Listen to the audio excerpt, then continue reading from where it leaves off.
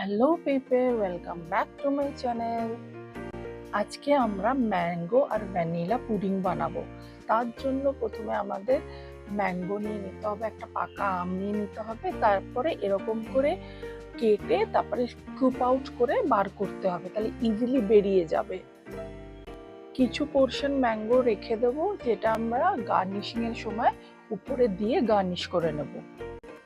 এই ম্যাঙ্গোটা আমরা মিক্সিতেও পিউরি করতে পারি বা হ্যান্ড ব্লেন্ডারের সাহায্যেও পিউরি করতে পারি। মিক্সিতে করলে একটু ইজিলি পিউরিটা হয়ে যাবে, হ্যান্ড ব্লেন্ডারে একটু টাইম লাগছে। এটা পুরো পিউরি বের হয়ে যাবে, কোনো লাম্পস থাকবে না, তারপরে এটা আমরা ইউজ করতে পারবো আমাদের পুডিং বানাতে।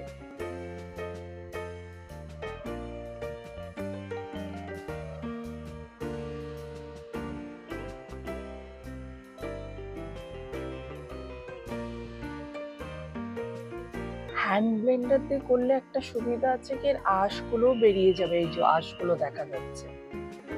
দেন একটা পাত্রে আমরা দুধ নিয়ে নিলাম, তার মধ্যে একটু চিনি দিয়ে নেবো।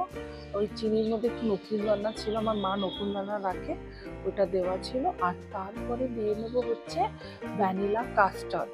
আমরা এখানে ভ্যানিলা কাস্টার্ড ইউজ করেছি, এটা কিন্তু এখনো আগুন আমরা ধরাইনি। ভ্যানিলা কাস্টার্ড কিন্তু ঠান্ডা দুধেই দিতে হয়, নালে কিন্তু জমাট বেঁধে যাবে।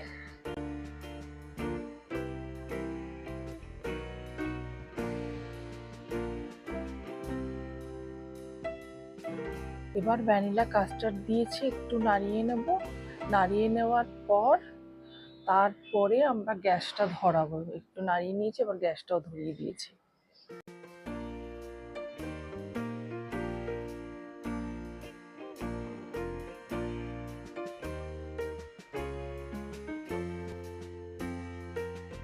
এবার ওইটা নামিয়ে দিলাম, দুধ জাল দেওয়া হয়ে গেছে কাস্টার্ড সহ। এবার নামিয়ে দিলাম, নামিয়ে দিয়ে এবার আমরা ম্যাঙ্গো পিউরি দিয়ে ওটার সাথে মিক্স করে নিচ্ছি ভালো করে।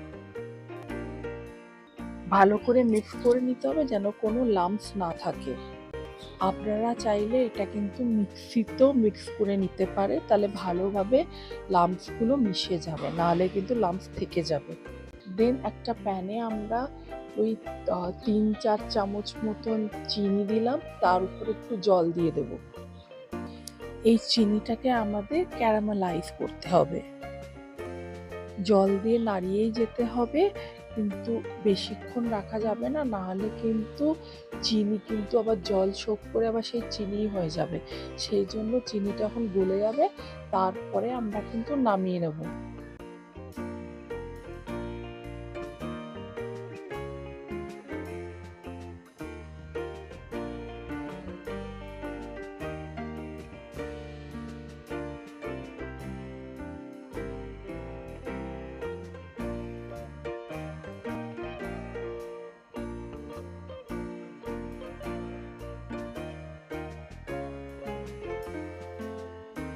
এবার গরম অবস্থায় আমরা এটাকে নামিয়ে নেব।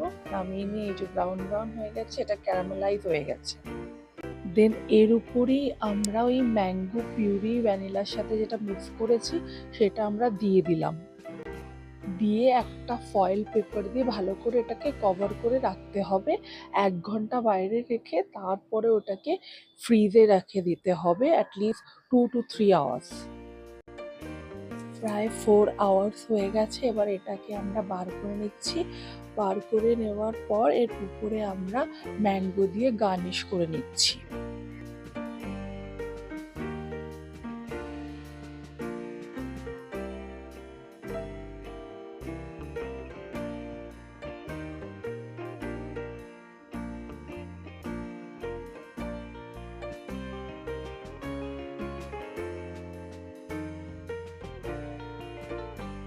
খেতে খুবই দারুণ হয়েছিল, ভ্যানিলা আর ম্যাঙ্গোর ফ্লেভারটা পাওয়া যাচ্ছিল, খুবই ভালো খেতে।